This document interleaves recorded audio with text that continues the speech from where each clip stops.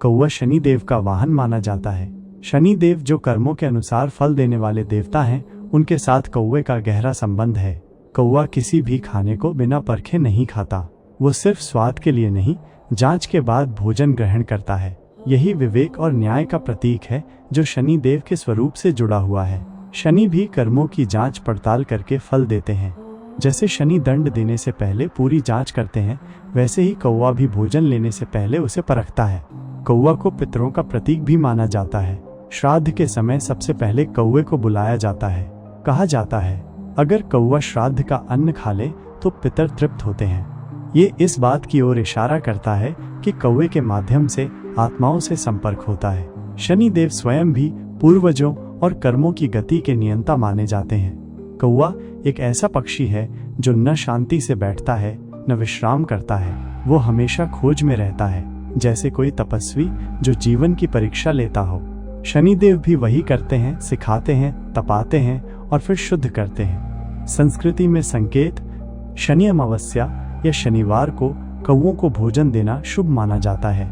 माना जाता है कि इससे शनि के दुष्प्रभाव शांत होते हैं। महाभारत, गरुड़ पुराण आदि ग्रंथों में कौवे को यमदूत जैसा स्थान भी दिया गया है, जो आत्मा को पितृलोक पहुंचाने वाला होता है।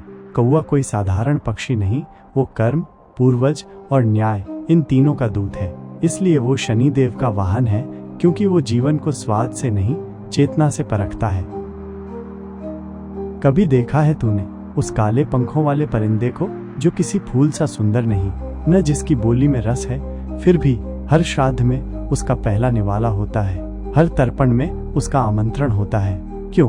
पुराने जमाने में जब राजा को भोजन पर संदेह होता था तो पहले कौवे को बुलाया जाता था। अगर कौवा खा गया, भोजन सुरक्षित, अगर न खाया, समझो मृत्यु पास ही खड़ी थी। लेकिन इस प्रयोग में भी कौवे का कोई नुकसान नहीं होता था। उसे मारा नहीं जाता था, क्योंकि इंसान को उसके जन्मजात विवेक पर विश्वास था। वो कौवा सब कुछ खा सकता है, पर सब कुछ खाता नहीं।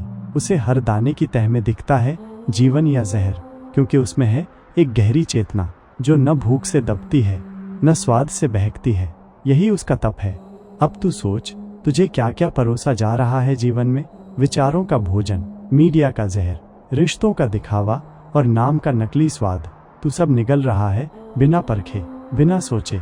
वो जो अंधकार का प्रतीक है, वास्तव में प्रकाश का रहस्य जानता है। और तू जो खुद को मानव कहता है, क्या तूने अपनी आत्मा के विवेक से कभी पूछा, जो मैं खा रहा हूँ, जो सोच रहा हूँ, जो देख रहा हूँ, क्या वो जहर है या अन्न? राजा भोज और विषभोज की कथा। एक बार की बात है, महान सम्राट राजा भोज ने एक दानवीर अतिथि को अपने महल में आमंत्रित किया। भोज का भोजन तैयार था, लेकिन रानी को संदेह हुआ कि कुछ ठीक नहीं, और उन्होंने रसोइये से कहा, कौवे को पहले दो। कौवा आया, थाली के पास गया, देखा, सूंघा और बिना खाए उड़ गया। रसोइया कांप गया, और जब जांच हुई तो पता चला भोजन में धीमा जहर था। तब राजा ने कहा, जिस देश में कौवे जैसे प्राणी के विवेक पर भरोसा किया जाए, वहां मनुष्य भी सजग रहना सीखता है। 1984 भोपाल गैस त्रासदी और पक्षियों की चेतावनी, मॉडर्न ट्रू इंसिडेंट। 1984 की भोपाल गैस त्रासदी, जब पूरी दुनिया सो रही थी, तब आधी रात को सबसे पहले जागा कौवा।